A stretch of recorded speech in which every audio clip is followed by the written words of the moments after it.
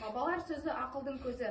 Ата-бабамыз ана құрсағынан бастап бала дүниеге келгенше тәрбиесін үзбей жүргізіп отырған. Алғашқы кезеңде тәрбие ойын, сауық түрінде жүргізілген. Бала 7 жасқа келгенше бетінен қақпай, еркін еркелетіп өсіреді.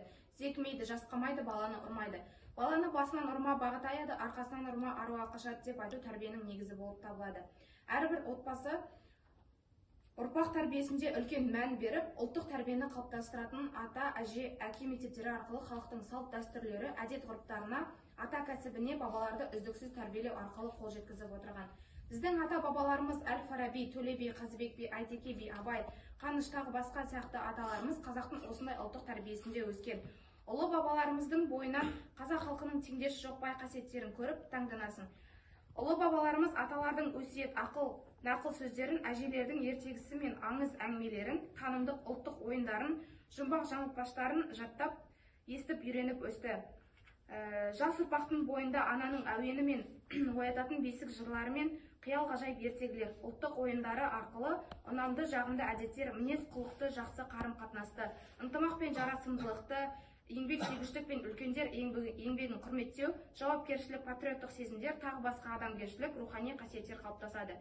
Тұтастай алғанда халқымыздың рухани мұрасын барынша мол қамтып, ұрпаққа аманат ету біздің парызымыз.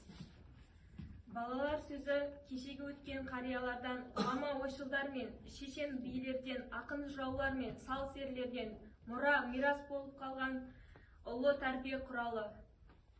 Мың жылда бір-ақ рет көрінетін кометалардай сыры да, сезімі де терең, тұңғиық дана тұлғаларымыз фәни өмірден баз кешіп, бақилық болып жатыр.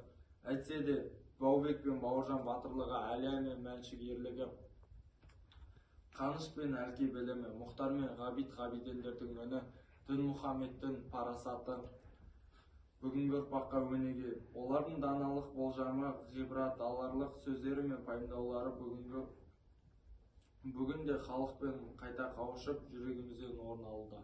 Ата-бабаларымыз біздің заманға жеткен көп деген ұлағаттар мен ғибрат аларлықтай тамаша тәрбие беретіндей өсиет сөздері қалдырып кеткен. Тілім барда қазағым бар, халқым бар, дәстүрім бар, ата жолы салтым бар, кең даладай жинақталған шалғайып, аңқау ашық мінезім бар. Жерінде бабасының, елінде атасының, көңілінде әжесінің, қолында анасының, жолында ағасының, тәсінде даласының, тапқан өз жарысымын.